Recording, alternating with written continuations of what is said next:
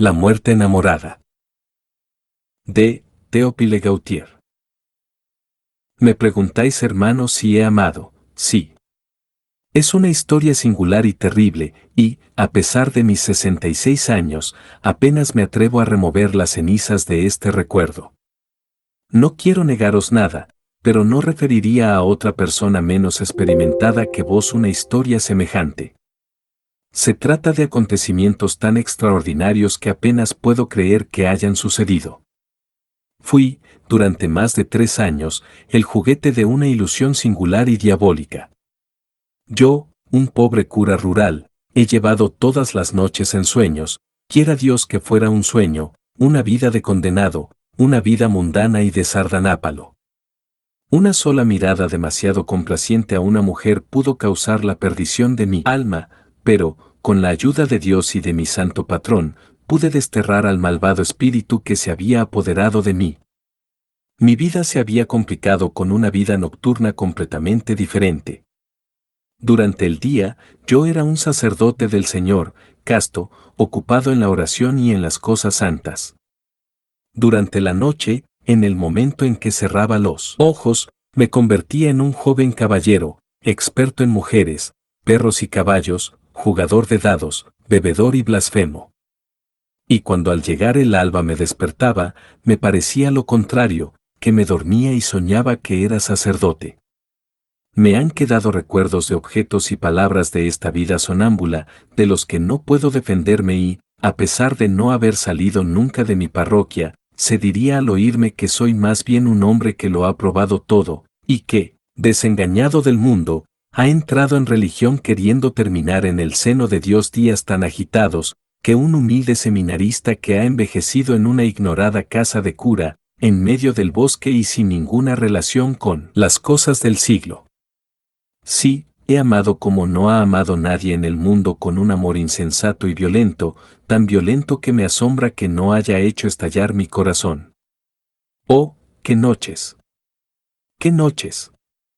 Desde mi más tierna infancia, había sentido la vocación del sacerdocio, también fueron dirigidos en este sentido todos mis estudios y mi vida.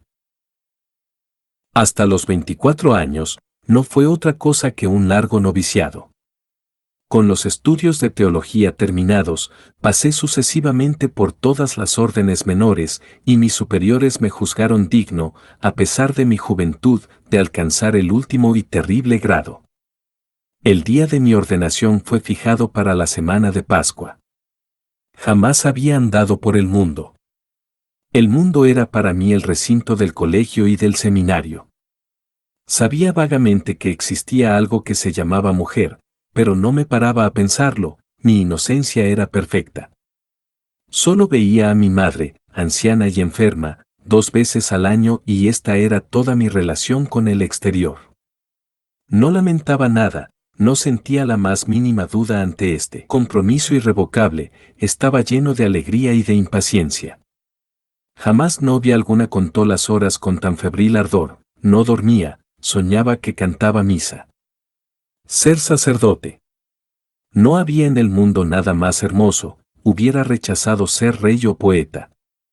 Mi ambición no iba más allá.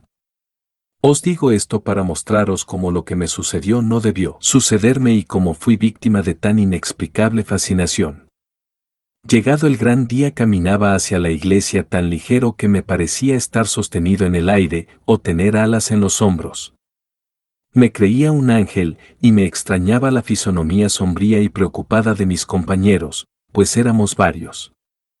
Había pasado la noche en oración, y mi estado casi rozaba el éxtasis. El obispo, un anciano venerable, me parecía Dios Padre inclinado en su eternidad, y podía ver el cielo a través de las bóvedas del templo. Vos sabéis los detalles de esta ceremonia, la bendición, la comunión bajo las 2 especies, la unción de las palmas de las manos con el aceite de los catecúmenos y, finalmente, el santo sacrificio ofrecido al unísono con el obispo. No me detendré en esto.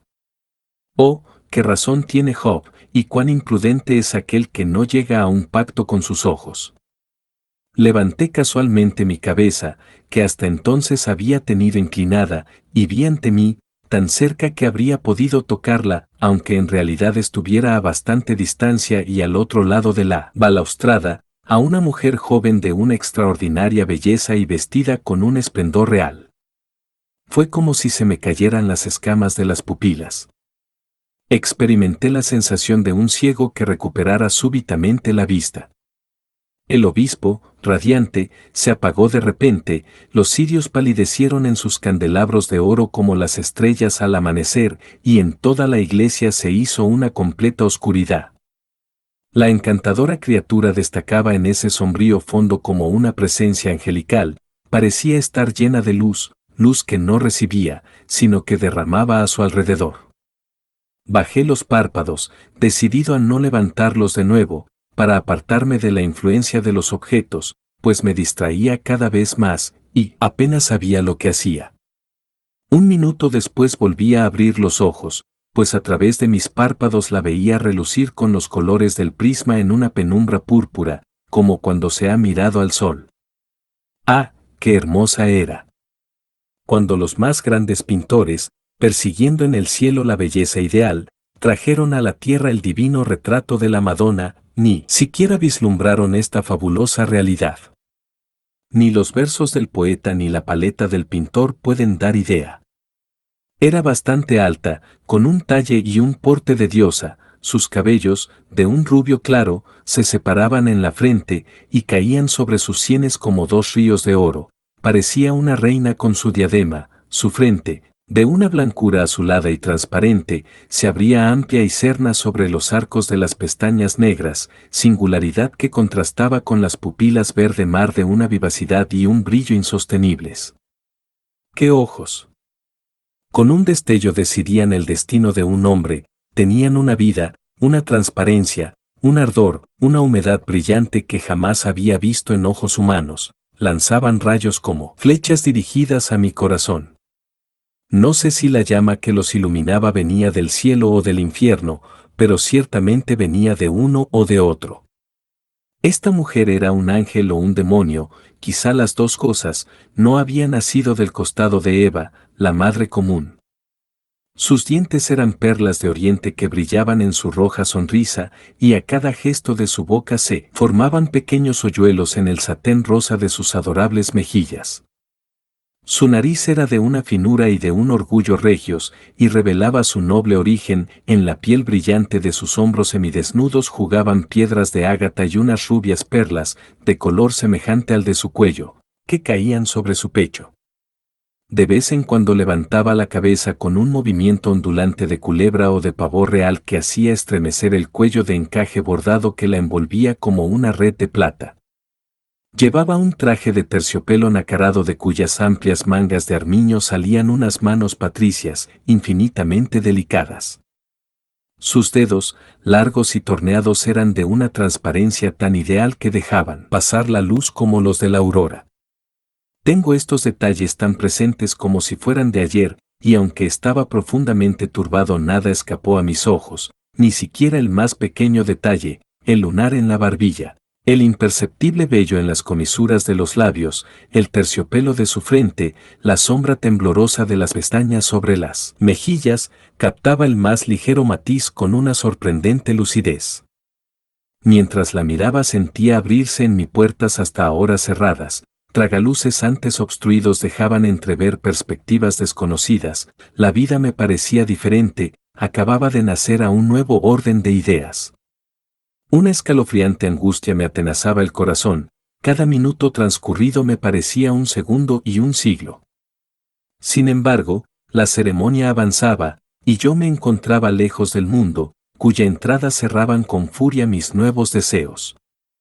Dije sí, cuando quería decir no, cuando todo mi ser se revolvía y protestaba contra la violencia que mi lengua hacía a mi alma, una fuerza oculta me arrancaba a mi pesar las palabras de la garganta.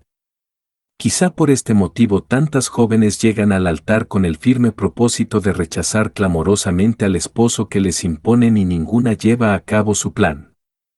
Por esta razón, sin duda, tantas novicias toman el velo aunque decididas a destrozarlo en el momento de pronunciar sus votos. Uno no se atreve a provocar tal escándalo ni a decepcionar a tantas personas, todas las voluntades, todas las miradas pesan sobre uno como una losa de plomo, además, todo está tan cuidadosamente preparado, las medidas tomadas con antelación de una forma tan visiblemente irrevocable, que el pensamiento cede ante el peso de los hechos y sucumbe por completo. La mirada de la hermosa desconocida cambiaba de expresión según transcurría la ceremonia. Tierna y acariciadora al principio, adoptó un aire desdeñoso y disgustado, como de no haber sido comprendida. Hice un esfuerzo capaz de arrancar montañas para gritar que yo no quería ser sacerdote, sin conseguir nada, mi lengua estaba pegada al paladar y me fue imposible traducir mi voluntad en el más mínimo gesto negativo. Aunque despierto, mi estado era semejante al de una pesadilla, donde se quiere gritar una palabra de la que nuestra vida depende sin obtener resultado alguno. Ella pareció darse cuenta de mi martirio y, como para animarme, me lanzó una mirada llena de divinas promesas. Sus ojos eran un poema en el que cada mirada era un canto. Me decía, si quieres ser mío te haré más dichoso que el mismo Dios en su paraíso, los ángeles te envidiarán. Rompe ese fúnebre sudario con que vas a cubrirte, yo soy la belleza, la juventud, la vida, ven a mí, seremos el amor. ¿Qué podría ofrecerte Yahvé como compensación? Nuestra vida discurrirá como un sueño y será un beso eterno. Derrama el vino de ese cáliz y serás libre, te llevaré a islas desconocidas, dormirás apoyado en mi seno en un lecho de oro macizo bajo un dosel de plata. Te amo y quiero arrebatarte a tu Dios ante quien tantos corazones nobles derraman un amor que nunca llega hasta él. Me parecía oír estas palabras con un ritmo y una dulzura infinita, su mirada tenía música, y las frases que me enviaban sus ojos resonaban en el fondo de mi corazón como si una boca invisible las hubiera susurrado en mi alma. Me encontraba dispuesto a renunciar a Dios y, sin embargo, mi corazón realizaba maquinalmente las formalidades de la ceremonia. La hermosa mujer me lanzó una segunda mirada tan suplicante, tan desesperada, que me atravesaron el corazón cuchillas afiladas y sentí en el pecho más puñales que la dolorosa. Todo terminó. Ya era sacerdote. Jamás fisonomía humana manifestó una angustia tan desgarradora. La joven que ve morir a su novio súbitamente junto a ella, la madre junto a la cuna vacía de su hijo, Eva sentada en el umbral del paraíso, el avaro que encuentra una piedra en el lugar de su tesoro, y el poeta que deja caer al fuego el único manuscrito de su más bella obra, no muestran un aire tan aterrado e inconsolable. La sangre abandonó su rostro encantador, que se volvió blanco como el mármol. Sus hermosos brazos cayeron a lo largo de su cuerpo como si sus músculos se hubieran relajado y se apoyó en una columna, pues desfallecían sus piernas. Yo me dirigí vacilante hacia la puerta de la iglesia, lívido, con la frente inundada de sudor más sangrante que el del Calvario. Me ahogaba. Las bóvedas caían sobre mis hombros y me parecía como si sostuviera solo yo, con mi cabeza todo el peso de la cúpula. Al franquear el umbral una mano se apoderó bruscamente de la mía, una mano de mujer. Jamás había tocado otra. Era fría como la piel de una serpiente y me dejó una huella ardiente como la marca de un hierro al rojo vivo. Era ella. Infeliz, infeliz. ¿Qué has hecho? Me susurró. Luego desapareció entre la multitud. El anciano obispo pasó a mi lado, me miró severamente. Mi comportamiento era de lo más extraño, palidecía, enrojecía, me encontraba turbado. Uno de mis compañeros se apiadó de mí y me llevó con él, hubiera sido incapaz de encontrar solo el camino del seminario. A la vuelta de una esquina, mientras el joven sacerdote miraba hacia otro lado, un paje vestido de manera extraña se me acercó y, sin detenerse, me entregó un portafolios rematado en oro, indicándome que lo ocultara. Lo deslicé en mi manga y lo tuve guardado hasta que me quedé solo en mi celda. Hice saltar el broche, solo había 2 hojas con estas palabras: Clarimonda, en el Palacio Cancini. Como yo no estaba entonces al corriente de las cosas de la vida, No conocía a Clarimonda, a pesar de su celebridad, e ignoraba por completo dónde se encontraba el Palacio Cancini. Hice mil conjeturas tan extravagantes unas como otras, pero con tal de volver a verla, me importaba bastante poco que pudiera ser gran dama o cortesana. Este amor, nacido hacía bien poco, se había enraizado de forma indestructible. De tan imposible como me parecía, ni siquiera pensaba en intentar arrancarlo. Esta mujer se había apoderado de mí, por completo, tan solo una mirada suya había bastado para transformarme, me había insinuado su voluntad, y ya no vivía en mí, sino en ella y para ella. Hacía mil extravagancias. Besaba mi mano donde ella me había cogido y repetía su nombre durante horas.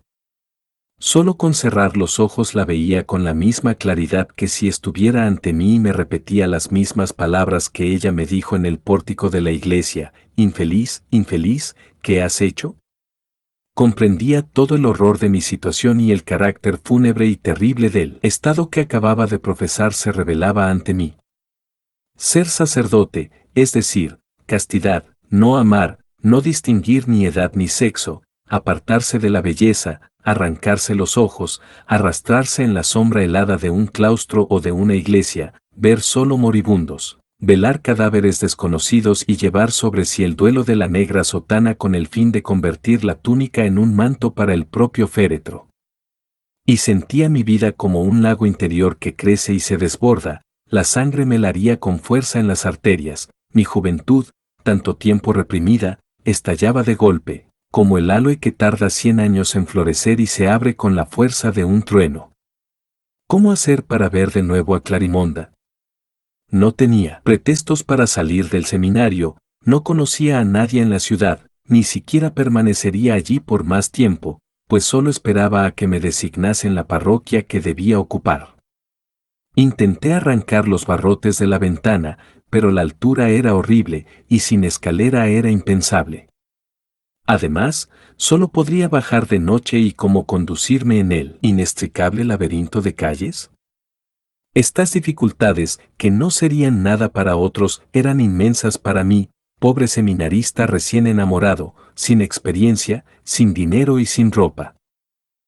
Me decía a mí mismo en mi ceguera, si no hubiera sido sacerdote habría podido verla todos los días, habría sido su amante, su esposo, en vez de estar cubierto con mi triste sudario, tendría ropas de seda y terciopelo, cadenas de oro, una espada y plumas como los jóvenes y hermosos caballeros. Mis cabellos, deshonrados por la tonsura, jugarían alrededor de mi cuello, formando ondeantes rizos. Tendría un lustroso bigote y sería un valiente. Pero, una hora ante el altar, unas pocas palabras apenas articuladas me separaban para siempre de entre los vivos, y yo mismo había sellado la losa de mi tumba, había corrido el cerrojo de mi prisión. Me asomé a la ventana. El cielo estaba maravillosamente azul, los árboles se habían vestido de primavera, la naturaleza hacía gala de una irónica alegría. La plaza estaba llena de gente, unos iban, otros venían. Galanes y hermosas jovencitas iban en parejas hacia el jardín y los senadores. Grupos de amigos pasaban cantando canciones de borrachos. Había un movimiento, una vida, una animación que aumentaba penosamente mi duelo y mi soledad. Una madre joven jugaba con su hijo en el umbral de la casa. Le besaba su boquita rosa perlada de gotas de leche y le hacía arrumacos con mil divinas puerilidades que solo las madres saben hacer. El padre, de pie, a una cierta distancia, sonreía dulcemente ante esta encantadora escena, y sus brazos cruzados estrechaban su alegría contra el corazón. No pude soportar este espectáculo, cerré la ventana y me eché en la cama con un odio y una envidia espantosa en el corazón, mordiendo mis dedos y la manta como un tigre con hambre de 3 días. No sé cuántos días permanecí de este modo, pero al volverme en un furioso espasmo vi al padre Serapión, de pie en la habitación, observándome atentamente. Me avergoncé de mí mismo y, hundiendo la cabeza en mi pecho, me cubrí el rostro con las manos. Romualdo, amigo mío, me dijo Serapión después de algunos minutos de silencio, Os sucede algo extraño, vuestra conducta es verdaderamente inexplicable. Vos, tan sosegado y tan dulce, os revolvéis ahora como un animal furioso. Tened cuidado, hermano, y no escuchéis las sugerencias del diablo, el espíritu maligno, irritado por vuestra eterna consagración al Señor, os acecha como un lobo rapaz, e intenta un último esfuerzo para atraeros a él. En vez de dejaros abatir, mi querido Romualdo, haceos una coraza de oración, un escudo de mortificación y combatid valientemente al enemigo, le venceréis. La virtud necesita de la tentación, y el oro sale más fino del crisol. No os asustéis ni os desaniméis. Las almas mejor guardadas y las más firmes han tenido estos momentos. Orad, ayunad, meditad y se alejará el malvado espíritu. El discurso del padre Serapión me hizo volver en mí y me tranquilicé. Venía a anunciaros que os ha sido asignada la parroquia de Seast. El sacerdote que la ocupaba acaba de morir, y el obispo me ha encargado que os instale allí. Estad preparado para mañana. Respondí afirmativamente con la cabeza y el padre se retiró. Abrí el misal y comencé a leer oraciones, pero pronto las líneas se tornaron confusas bajo mis ojos. Las ideas se enmarañaron en mi cerebro, y el libro se deslizó de entre mis manos sin darme cuenta. Partir mañana sin haberla visto, añadir otro imposible más a todos los que ya había entre nosotros, perder para siempre la esperanza de encontrarla a menos que sucediera un milagro, escribirle.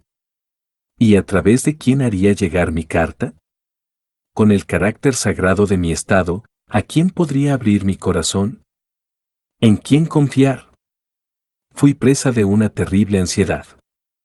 Además, me venía a la memoria lo que el padre Serapión me acababa de decir de los artificios del diablo, lo extraño de la aventura, la belleza sobrenatural de Clarimonda, el destello fosforescente de sus ojos, la ardiente huella de su mano, la turbación en que me había hundido, el cambio repentino que se había operado en mí, mi piedad desvanecida en un instante. Todo ello demostraba claramente la presencia del diablo, y la mano satinada no era sino el guante con que cubría sus garras.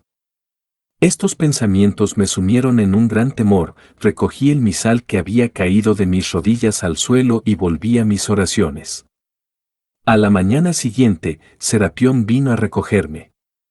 2 mulas cargadas con nuestro equipaje esperaban a la puerta. Él montó una, y yo, mejor o peor, la otra.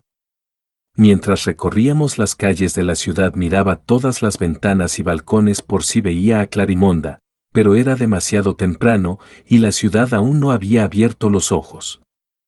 Mi mirada intentaba atravesar los estores y cortinas de los palacios ante los que pasábamos.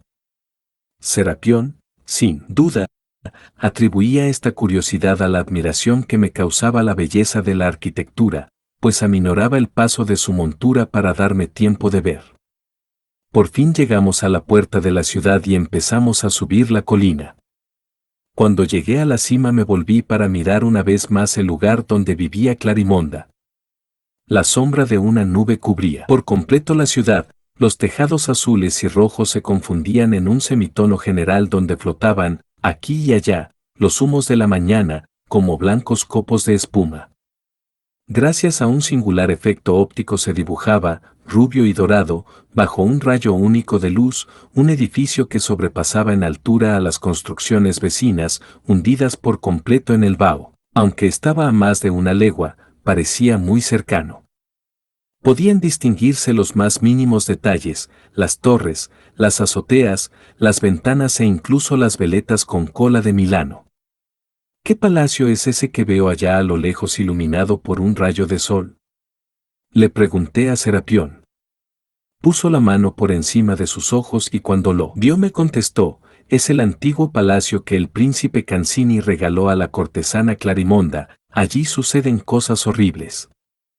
En ese instante, aún no sé si fue realidad o ilusión, creí ver cómo en la terraza se deslizaba una silueta blanca y esbelta que brilló un segundo y se apagó. Era Clarimonda. Oh, sabía ella entonces que en ese momento desde lo alto de este amargo camino que me separaba de ella que no descendería nunca más, ardiente e inquieto, no apartaba mis ojos del palacio que habitaba y al que un insignificante juego de luz parecía acercarme como para invitarme a entrar y ser su dueño? Sin duda lo sabía, pues su alma estaba demasiado ligada a la mía como para sentir el menor estremecimiento, y esta sensación la había impulsado a subir a la terraza, envuelta en sus velos, en el helado rocío de la mañana. La sombra se apoderó del palacio, y todo fue un océano inmóvil de tejados y cumbres donde solo se distinguía una ondulación montuosa. Serapión arreó a su mula, cuyo paso siguió la mía enseguida, y un recodo del camino me arrebató para siempre la ciudad, pues no volvería nunca. Al cabo de 3 días de camino a través de campos tristes vislumbramos a través de los árboles el gallo del campanario de la iglesia donde debía servir. Después de recorrer calles tortuosas flanqueadas por chozas y cercados llegamos ante la fachada, que no se caracterizaba por su grandeza. Un porche adornado con algunas nervaduras y 2 o 3 pilares del mismo gres toscamente tallados, tejas y contrafuertes del mismo gres que los pilares, esto era todo. A la izquierda, el cementerio con la hierba crecida y una gran cruz de hierro en medio, a la derecha y a la sombra de la iglesia, la casa parroquial. Era una casa de una sencillez extrema y de una desolada pulcritud. Entramos. Algunas gallinas picoteaban unos pocos granos de avena, acostumbradas como estaban a la negra sotana de los curas, no se espantaron con nuestra presencia y apenas se apartaron para dejarnos pasar. Se oyó un ladrido ronco y áspero, y vimos aparecer un perro viejo. Era el perro de mi antecesor. Tenía los ojos apagados, el pelo gris y todos los síntomas de la mayor vejez que un perro puede alcanzar. Lo acaricié suavemente y se puso a caminar junto a mí lleno de una indecible satisfacción. Vino también a nuestro encuentro una mujer muy vieja que había sido el ama de llaves del anciano cura, quien después de conducirme a una habitación de la planta baja me preguntó si había pensado despedirla.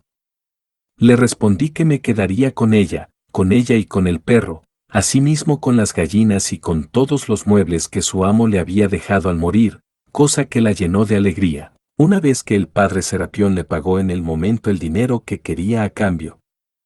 Cuando estuve instalado, el padre Serapión volvió al seminario. De forma que me quedé solo y sin otro apoyo que yo mismo. La idea de Clarimonda comenzó de nuevo a obsesionarme, y aunque me esforzaba en apartarla de mí, no siempre lo conseguía.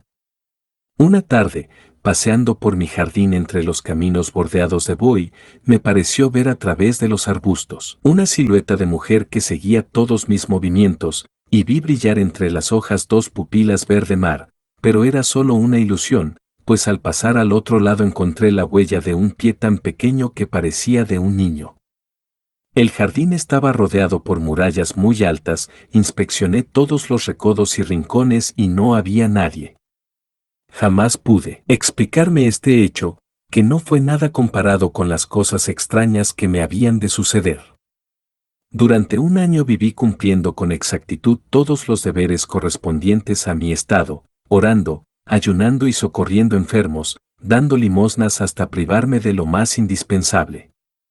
Pero sentía en mi interior una profunda aridez y la fuente de la gracia estaba seca para mí. No podía gozar de la felicidad que da el cumplimiento de una misión santa.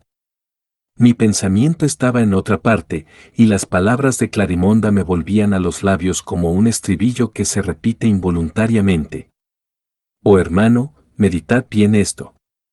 Por haber mirado solamente una vez a una mujer, por una falta aparentemente tan leve, he sufrido durante años las más miserables turbaciones. Mi vida está trastornada para siempre jamás. No voy a entreteneros más tiempo con derrotas y victorias seguidas siempre de las más profundas caídas y pasaré a relatar enseguida un hecho decisivo. Una noche llamaron violentamente a la puerta. La anciana ama de llaves fue a abrir, y un hombre de rostro cobrizo y ricamente vestido, aunque a la moda extranjera, y con un gran puñal, apareció en el umbral a la luz del farol de Bárbara. La primera impresión de esta fue de miedo, pero el hombre la tranquilizó diciéndole que necesitaba verme enseguida para algo relacionado con mi ministerio. Bárbara le hizo subir. Yo ya iba a acostarme. El hombre me dijo que su señora, una gran dama, estaba a punto de morir y deseaba un sacerdote. Le respondí que estaba dispuesto a acompañarle, cogí lo necesario para la extremaunción y bajé a toda prisa. En la puerta resoplaban de impaciencia 2 caballos negros como la noche, y de su pecho emanaban oleadas de humo. Me sujetó el estribo y me ayudó a montar uno de ellos, después montó él el otro, apoyando solamente una mano en la silla. Apretó las rodillas y soltó las riendas de su caballo, que salió como una flecha. El mío, cuya brida también sujetaba él, se puso al galope y se mantuvo a la par que el suyo. Bajo nuestro insaciable galope, la tierra desaparecía gris y rayada, y las negras siluetas de los árboles huían como un ejército derrotado. Atravesamos un sombrío bosque tan oscuro y glacial que un escalofrío de supersticioso terror me recorrió el cuerpo. La estela de chispas que las herraduras de nuestros caballos producían en las piedras dejaba a nuestro paso un reguero de fuego, y si alguien nos hubiera visto a esta hora de la noche, nos habría tomado a mi guía y a mí por 2 espectros cabalgando en una pesadilla.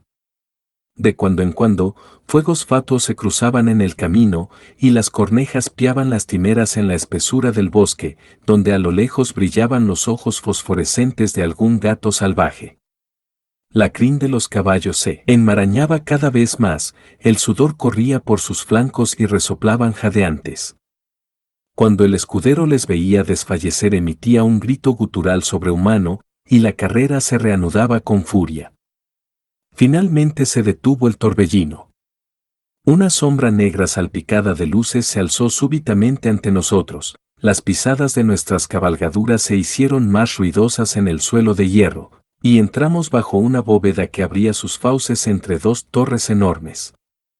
En el castillo reinaba una gran agitación, los criados, provistos de antorchas, atravesaban los patios, y las luces subían y bajaban de un piso a otro.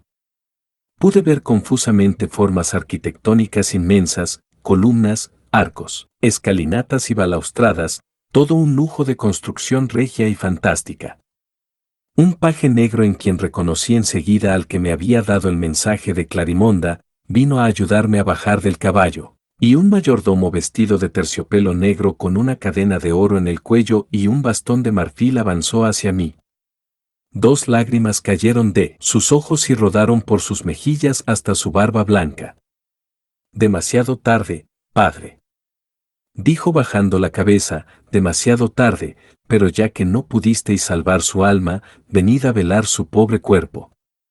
Me tomó del brazo y me condujo a la sala fúnebre. Mi llanto era tan copioso como el suyo, pues acababa de comprender que la muerta no era otra sino Clarimonda, tanto y tan locamente amada. Había un reclinatorio junto al lecho, una llama azul, que revoloteaba en una pátera de bronce, iluminaba toda la habitación con una luz débil e incierta, y hacía pestañear en la sombra la arista de algún mueble o de una cornisa. Sobre la mesa en una urna labrada, yacía una rosa blanca marchita, cuyos pétalos, salvo uno que se mantenía aún, habían caído junto al vaso, como lágrimas perfumadas, un roto antifaz negro, un abanico, disfraces de todo tipo se encontraban esparcidos por los sillones, y hacían pensar que la muerte se había presentado de improviso y sin anunciarse en esta suntuosa mansión. Me arrodillé, sin atreverme a dirigir la mirada al lecho, y empecé a recitar salmos con gran fervor, dando gracias a Dios por haber interpuesto la tumba entre el pensamiento de esa mujer y yo, para así poder incluir en mis oraciones su nombre santificado desde ahora. Pero, poco a poco, se fue debilitando este impulso, y caí en un estado de ensoñación. Esta estancia no tenía el aspecto de una cámara mortuoria. Contrariamente al aire fétido y cadavérico que estaba acostumbrado a respirar en los velatorios, un vaho lánguido de esencias orientales, no sé qué aroma de mujer, flotaba suavemente en la tibia atmósfera. Aquel pálido resplandor se asemejaba más a una media luz buscada para la voluptuosidad que al reflejo amarillo de la llama, que tiembla junto a los cadáveres. Recordaba el extraño azar que me había devuelto a Clarimonda en el instante en que la perdía para siempre y un suspiro nostálgico escapó de mi pecho. Me pareció oír suspirar a mi espalda y me volví sin querer. Era el eco. Gracias a este movimiento mis ojos cayeron sobre el lecho de muerte que hasta entonces habían evitado. Las cortinas de damasco rojo estampadas, recogidas con entorchados de oro, dejaban ver a la muerta acostada con las manos juntas sobre el pecho. Estaba cubierta por un velo de lino de un blanco resplandeciente que resaltaba aún más gracias al púrpura del cortinaje, de una finura tal que no ocultaba lo más mínimo la encantadora forma de su cuerpo y dejaba ver sus bellas líneas ondulantes como el cuello de un cisne que ni siquiera la muerte había podido entumecer. Se hubiera creído una estatua de alabastro realizada por un hábil escultor para la tumba de una reina, o una doncella dormida sobre la que hubiera nevado.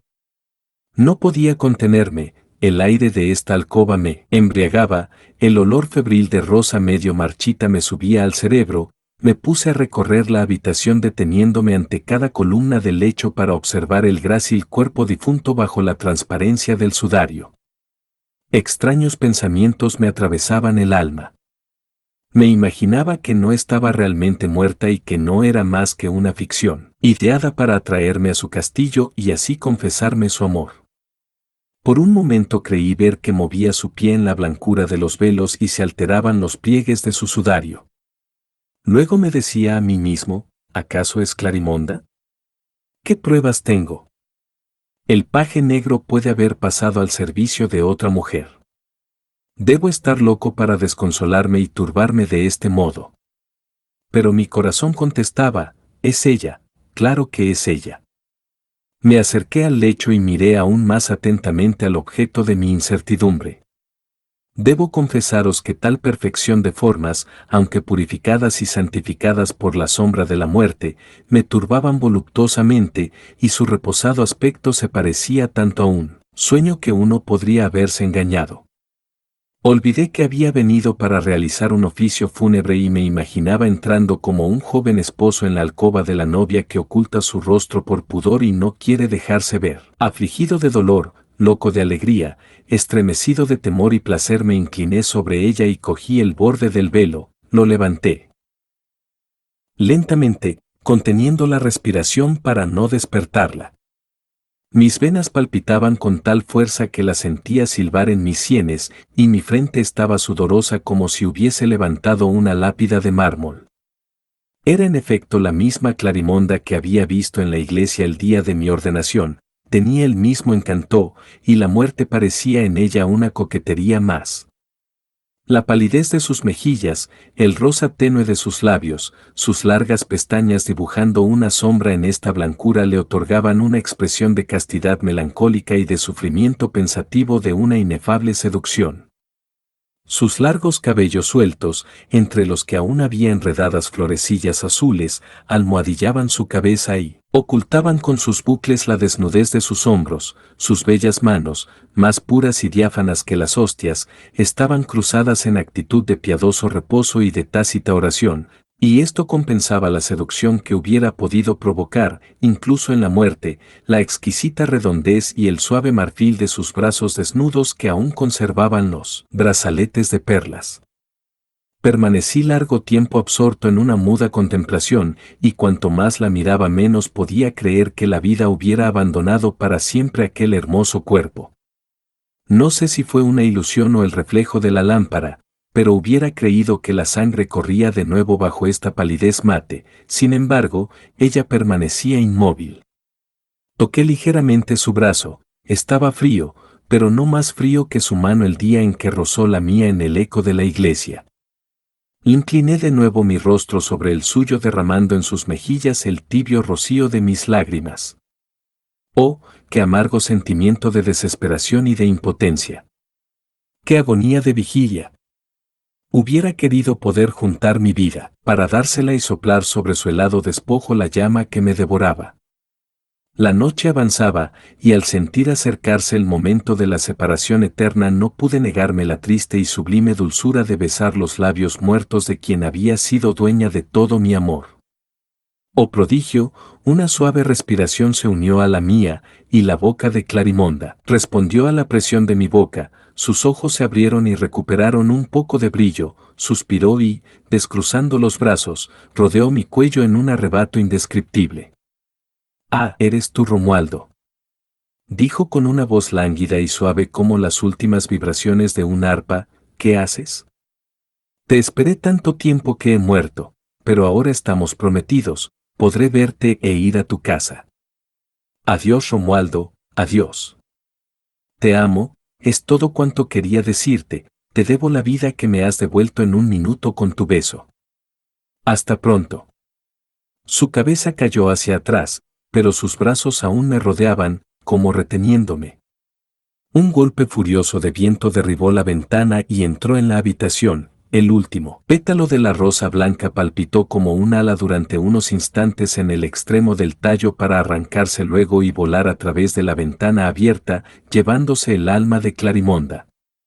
La lámpara se apagó y caí desvanecido en el seno de la hermosa muerta.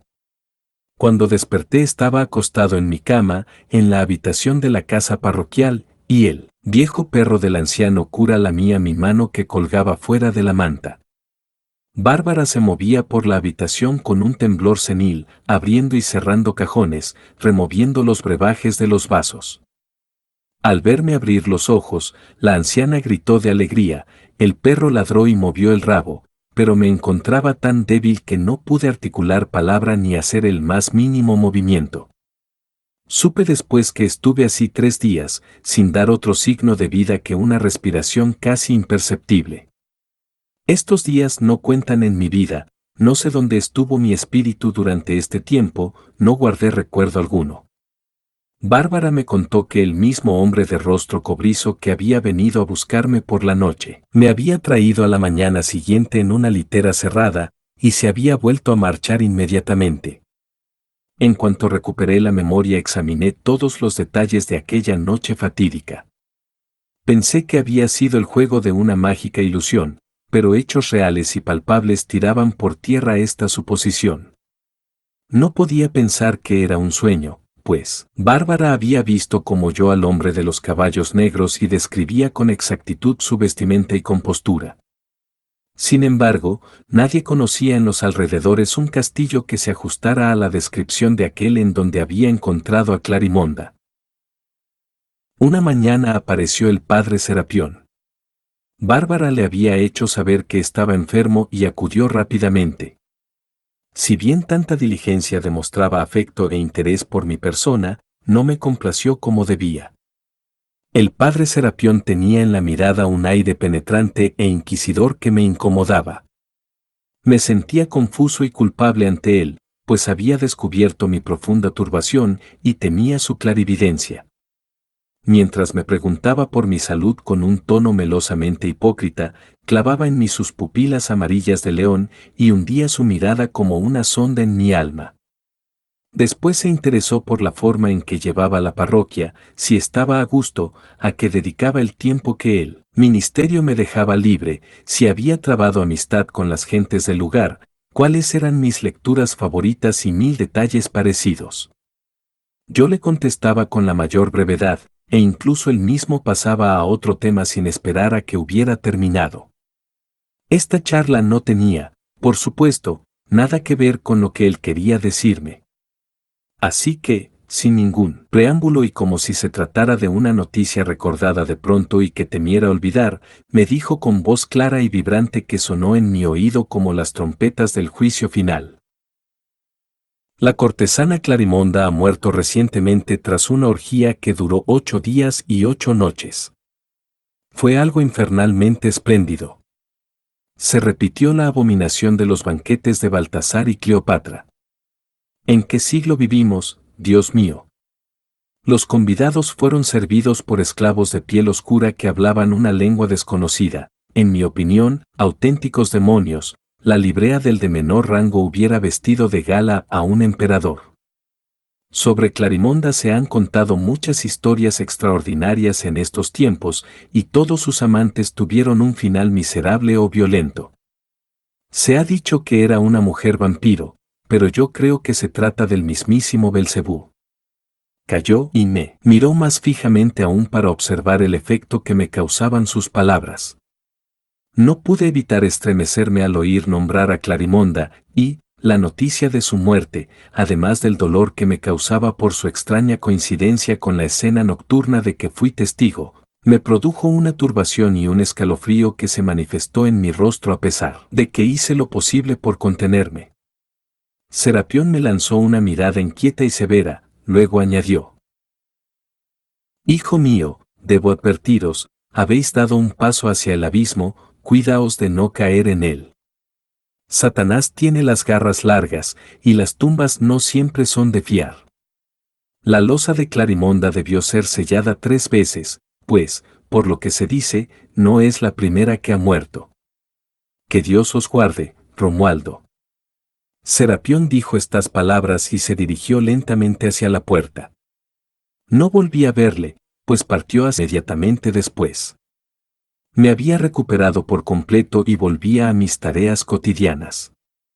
El recuerdo de Clarimonda y las palabras del anciano padre estaban presentes en mi memoria. Sin embargo, ningún extraño suceso había ratificado hasta ahora las fúnebres predicciones de Serapión, y empecé a creer que mis temores y mi terror eran exagerados. Pero una noche tuve un sueño.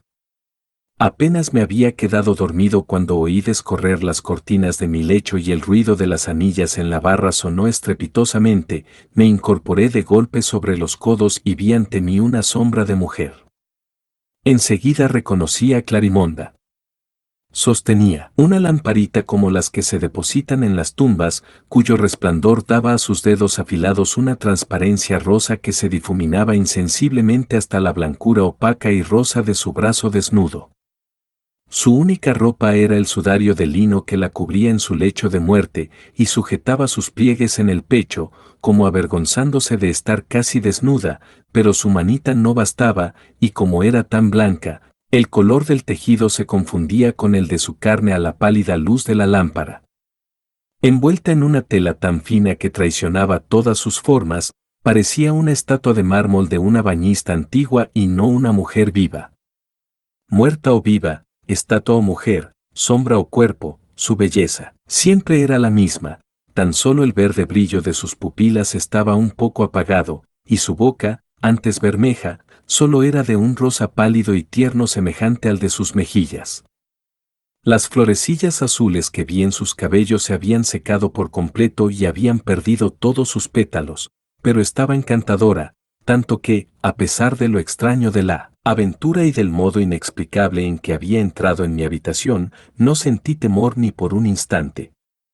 Dejó la lámpara sobre la mesilla y se sentó a los pies de mi cama. Después, inclinándose sobre mí, me dijo con esa voz argentina y aterciopelada, que solo le he oído a ella: Me he hecho esperar, querido Romualdo, y sin duda habrás pensado que te había olvidado.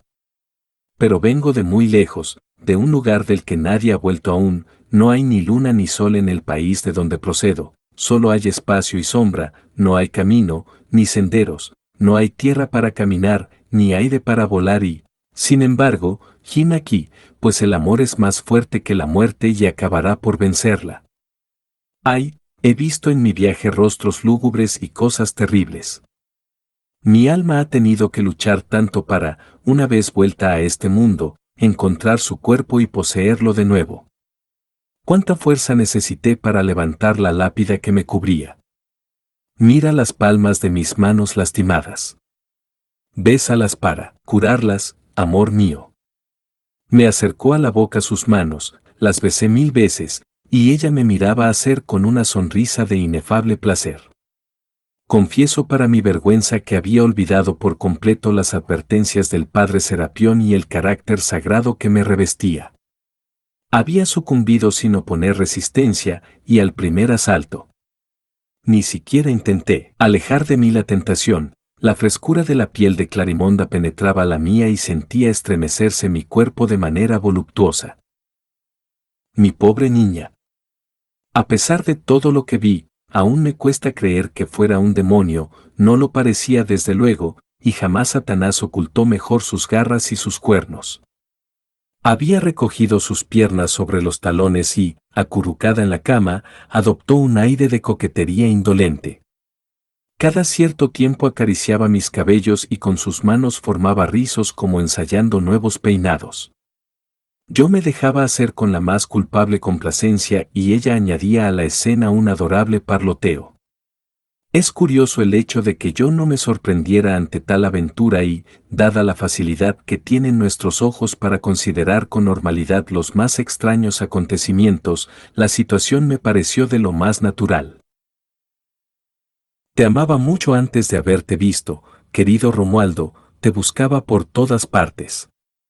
Tú eras mi sueño y me fijé en ti en la iglesia, en el fatal momento, me dije, es él, y te lancé una mirada con todo el amor que había tenido, tenía y tendría por ti. Fue una mirada capaz de condenar a un cardenal, de poner de rodillas a mis pies a un rey ante su corte. Tú permaneciste impasible y preferiste a tu Dios. Ah, cuán celosa estoy de tu Dios al que has amado y amas aún más que a mí. Desdichada, desdichada de mí, jamás tu corazón será para mí sola, para mí, a quien resucitaste con un beso, para mí, Clarimonda la muerta, que forzó por tu causa las puertas de la tumba y viene a consagrarte su vida, recobrada para hacerte feliz. Estas palabras iban acompañadas de caricias delirantes que aturdieron mis sentidos y mi razón hasta el punto de no temer proferir para contentarla una espantosa blasfemia y decirle que la amaba tanto como a Dios. Sus pupilas se reavivaron y brillaron como crisopacios, es cierto, tanto como a Dios. Dijo rodeándome con sus brazos. Si es así, vendrás conmigo, me seguirás donde yo quiera. Te quitarás ese horrible traje negro. Serás el más orgulloso y envidiable de los caballeros, serás mi amante. Ser el amante confeso de Clarimonda, que llegó a rechazar a un papa, es algo hermoso. Ah, llevaremos una vida feliz, una dorada existencia. ¿Cuándo partimos, caballero? Mañana, mañana. Gritaba en mi delirio. Mañana, sí, contestó. Tendré tiempo de cambiar de ropa, porque esta es demasiado ligera y no sirve para ir de viaje. Además tengo que avisar a la gente que me cree realmente muerta y me llora. Dinero, trajes, coches, todo estará dispuesto, vendré a buscarte a esta misma hora. Adiós, corazón, rozó mi frente con sus labios. La lámpara se apagó, se corrieron las cortinas y no vi nada más, un sueño de plomo se apoderó de mí hasta la mañana siguiente. Desperté más tarde que de costumbre, y el recuerdo de tan extraña visión me tuvo todo el día en un estado de agitación. Terminé por convencerme de que había sido fruto de mi acalorada imaginación. Pero, sin embargo, las sensaciones fueron tan vivas que costaba creer que no hubieran sido reales, y me fui a dormir no sin cierto temor por lo que iba a suceder. Después de pedir a Dios que alejara de mí los malos pensamientos y protegiera la castidad de mi sueño. Enseguida me dormí profundamente, y mi sueño continuó. Las cortinas se corrieron y vi a Clarimonda, no como la primera vez, pálida en su pálido sudario y con las violetas de la muerte en sus mejillas, sino alegre, decidida y dispuesta, con un magnífico traje de terciopelo verde adornado con cordones de oro y recogido a un lado para dejar ver una falda de satén. Sus rubios cabellos caían en tirabuzones de un amplio sombrero de fieltro negro cargado de plumas blancas colocadas caprichosamente, y llevaba en la mano una fusta rematada en oro. Me dio un toque suavemente diciendo: ¿Y bien, dormilón, así es como haces tus preparativos? Pensaba encontrarte de pie.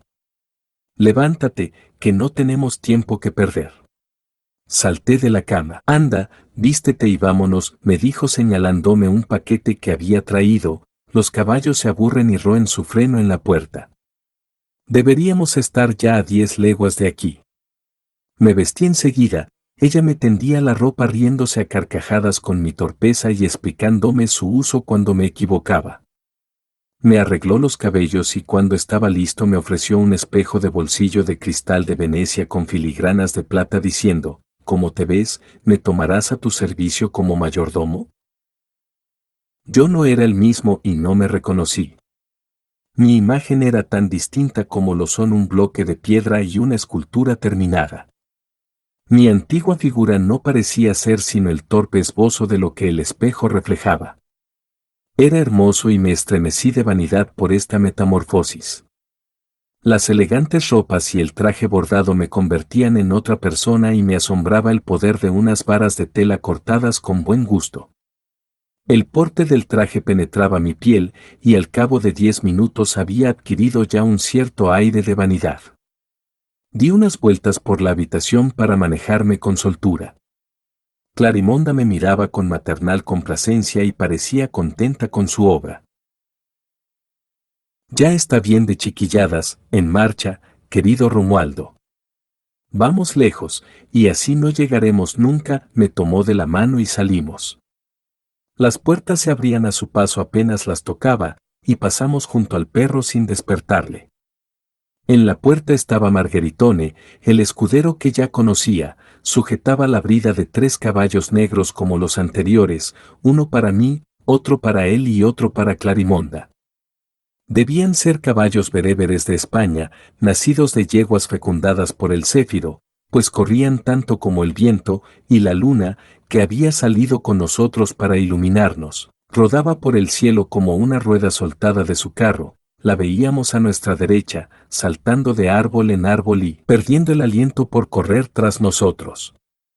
Pronto aparecimos en una llanura donde, junto a un bosquecillo, nos esperaba un coche con 4 vigorosos caballos. Subimos y el cochero les hizo galopar de una forma insensata. Mi brazo rodeaba el talle de Clarimonda y estrechaba una de sus manos.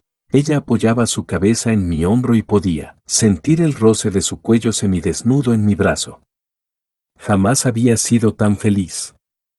Me había olvidado de todo y no recordaba mejor el hecho de haber sido cura que lo que sentí en el vientre de mi madre, tal era la fascinación que el espíritu maligno ejercía en mí. A partir de esa noche, mi naturaleza se desdobló y hubo en mí 2 hombres que no se conocían uno a otro.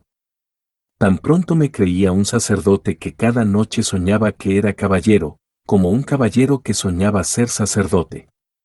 No podía distinguir el sueño de la vigilia y no sabía dónde empezaba la realidad ni dónde terminaba la ilusión. El joven vanidoso y libertino se burlaba del sacerdote, y el sacerdote detestaba la vida disoluta del joven noble. La vida bicéfala que llevaba podría describirse como 2 espirales enmarañadas que no llegan a tocarse nunca. A pesar de lo extraño que parezca, no creo haber rozado en momento alguno la locura. Tuve siempre muy clara la percepción de mis 2 existencias. Solo había un hecho absurdo que no me podía explicar, era que el sentimiento de la misma identidad perteneciera a 2 hombres tan diferentes. Era una anomalía que ignoraba ya fuera mientras me creía cura del pueblo, ya como il signor Romualdo, amante titular de Clarimonda. El caso es que me encontraba, o creía encontrarme, en Venecia. Aún no he podido aclarar lo que había de ilusión y de real en tan extraña aventura. Vivíamos en un gran palacio de mármol en el Canalejo, con frescos y estatuas, y 2 Ticianos de la mejor época en el dormitorio de Clarimonda. Era un palacio digno de un rey.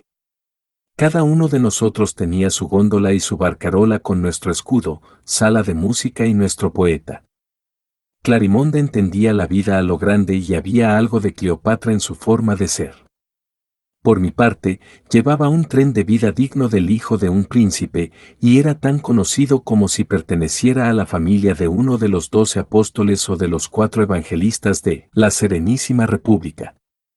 No hubiera cedido el paso ni al mismo Dux, y creo que desde Satán, caído del cielo, nadie fue más insolente y orgulloso que yo.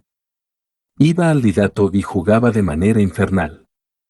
Me mezclaba con la más alta sociedad del mundo, con hijos de familias arruinadas, con mujeres de teatro, con estafadores, parásitos y espadachines.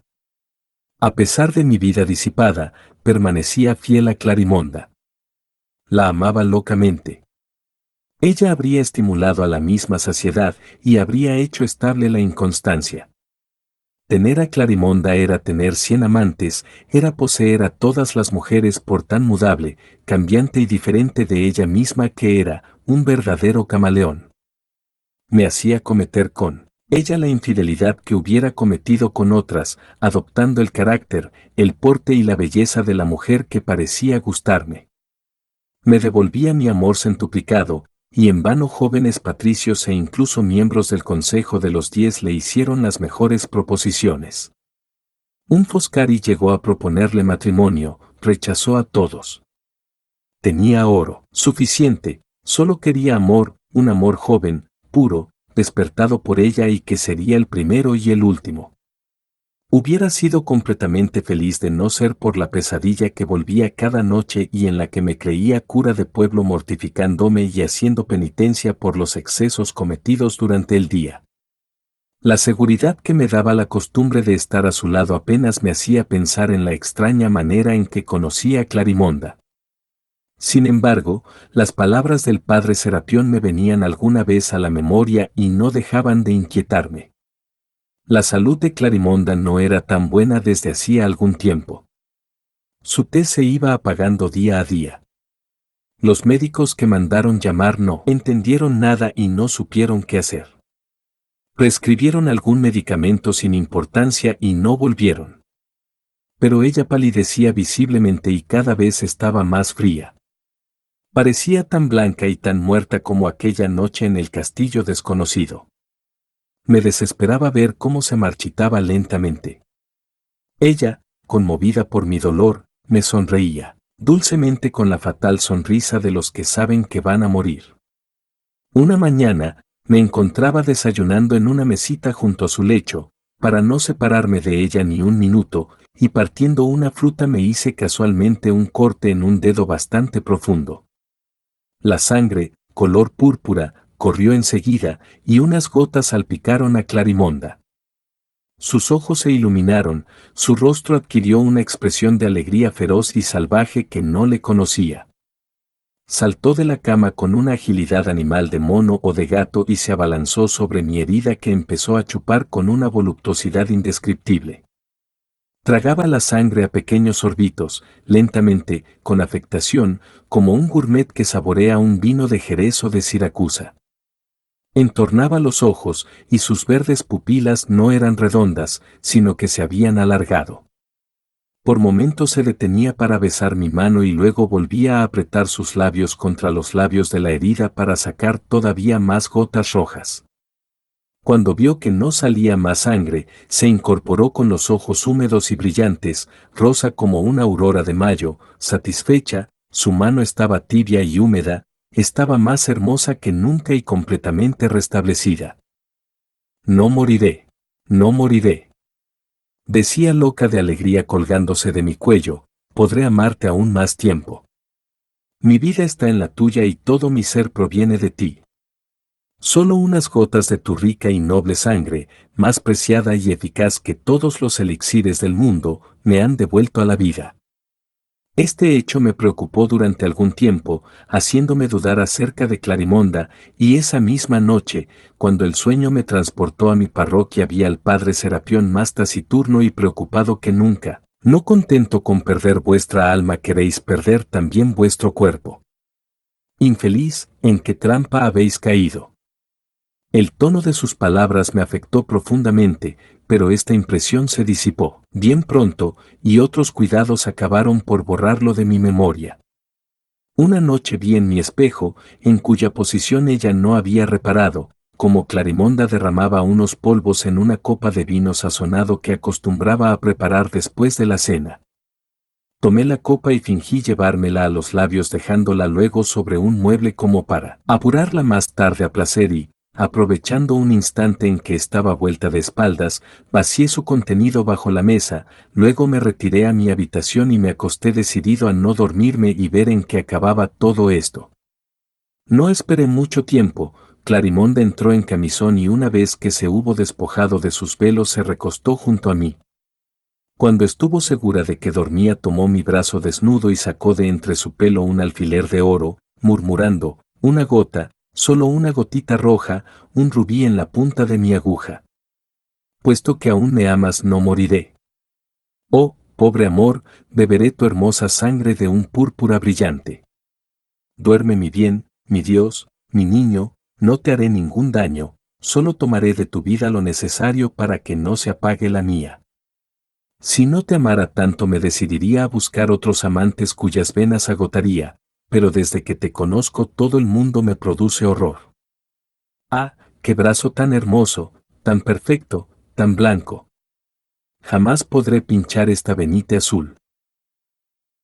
Lloraba mientras decía esto y sentía llover sus lágrimas en mi brazo, que tenía entre sus manos. Finalmente se decidió, me dio un pinchacito y empezó a chupar la sangre que salía.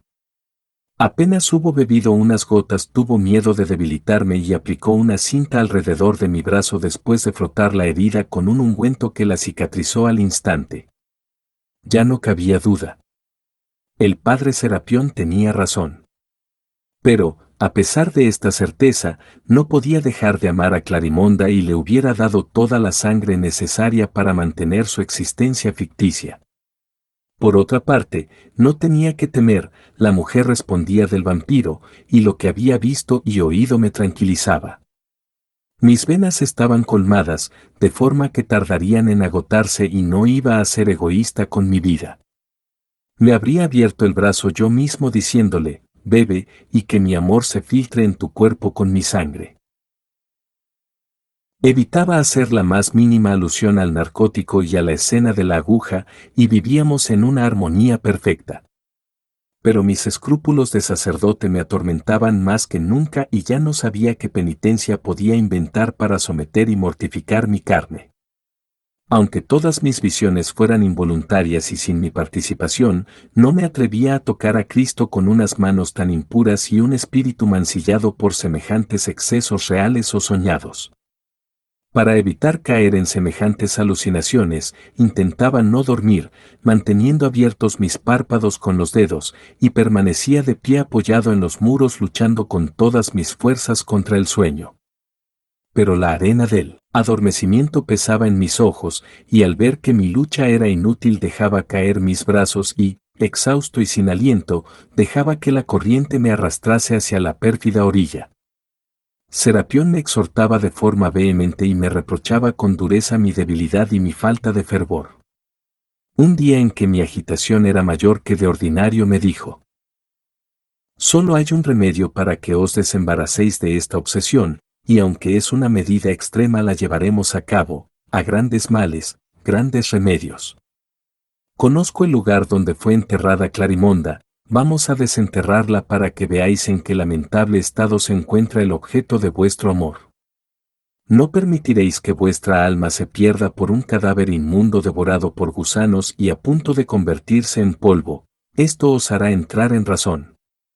Estaba tan cansado de llevar esta doble vida que acepté, deseaba saber de una vez por todas quién era víctima de una ilusión, si el cura o el gentilhombre, y quería acabar con uno o con otro o con los dos, pues mi vida no podía continuar así.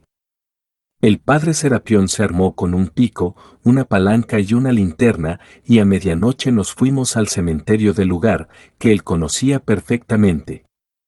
Tras acercar la luz a las inscripciones de algunas tumbas, llegamos por fin ante una piedra medio escondida entre grandes hierbas y devorada por musgos y plantas parásitas, donde desciframos el principio de la siguiente inscripción: aquí yace Clarimonda, que fue mientras vivió la más bella del mundo. Aquí es, dijo Serapión y, dejando en el suelo su linterna, colocó la palanca en el intersticio de la piedra y comenzó a levantarla. La piedra cedió y se puso a trabajar con el pico. Yo le veía hacer más oscuro y silencioso que la noche misma. Él, ocupado en tan fúnebre tarea, sudaba copiosamente, jadeaba, y su respiración entrecortada parecía el estertor de un agonizante. Era un espectáculo extraño y, cualquiera que nos hubiera visto desde fuera, nos habría tomado por profanadores y ladrones de sudarios antes que por sacerdotes de Dios. El celo de Serapión tenía algo de duro y salvaje que le asemejaba más a un demonio que a un apóstol o a un ángel, y sus rasgos austeros recortados por el reflejo de la linterna nada tenían de tranquilizador. Sentía en mis miembros un sudor glacial, y mis cabellos se erizaban dolorosamente en mi cabeza. En el fondo de mí mismo veía el acto de Serapión como un abominable sacrilegio, y hubiera deseado que del flanco de las sombrías nubes que transcurrían pesadamente sobre nosotros hubiera salido un triángulo de fuego que le redujera a polvo. Los búhos posados en los cipreses, inquietos por el reflejo de la linterna, venían a golpear sus cristales con sus alas polvorientas, gimiendo lastimosamente. Los zorros chillaban a lo lejos y mil ruidos siniestros brotaban del silencio. Finalmente, el pico de Serapión chocó con el ataúd, y los tablones retumbaron con un ruido sordo y sonoro, con ese terrible ruido que produce la nada cuando se la toca. Derribó la tapa y vi a Clarimonda, pálida como el mármol, con las manos juntas, su blanco sudario formaba un solo pliegue de la cabeza a los pies. Una gótica roja brillaba como una rosa en la comisura de su boca descolorida. Al verla, Serapión se enfureció. «Ah, estás aquí, demonio, cortesana impúdica, bebedora de sangre y de oro». Y roció de agua bendita el cuerpo y el ataúd sobre el que dibujó una cruz con su hisopo. Tan pronto como el santo roció a la pobre Clarimonda, su hermoso cuerpo se convirtió en polvo y no fue más que una mezcla espantosa deforme de ceniza y de huesos medio calcinados. «He aquí a vuestra amante, señor Romualdo», dijo el despiadado sacerdote mostrándome los tristes despojos. «¿Iréis a pasearos al Lido y a Fusine con esta belleza?». Bajé la cabeza, solo había ruinas en mi interior. Volví a mi parroquia, y el señor Romualdo, amante de Clarimonda, se separó del pobre cura a quien durante tanto tiempo había hecho tan extraña compañía.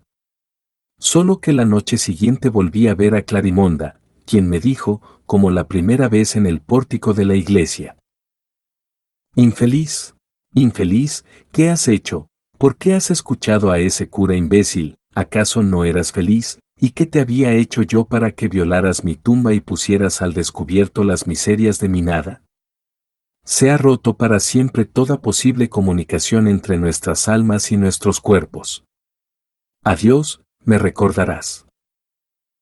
Se disipó en el aire como el humo y nunca más volví a verla. ¡Ay de mí! Tenía razón, la he recordado más de una vez y aún la recuerdo. La paz de mi alma fue pagada a buen precio, el amor de Dios no era suficiente para reemplazar al suyo. Y, he aquí, hermano, la historia de mi juventud. No miréis jamás a una mujer, y caminad siempre con los ojos fijos en tierra, pues, aunque seáis casto y sosegado, un solo minuto basta para haceros perder la eternidad. Fin. Muchas gracias por su atención, nos ayudaría mucho con un like y que se suscriba a nuestro canal para seguir creciendo. Hasta la próxima historia.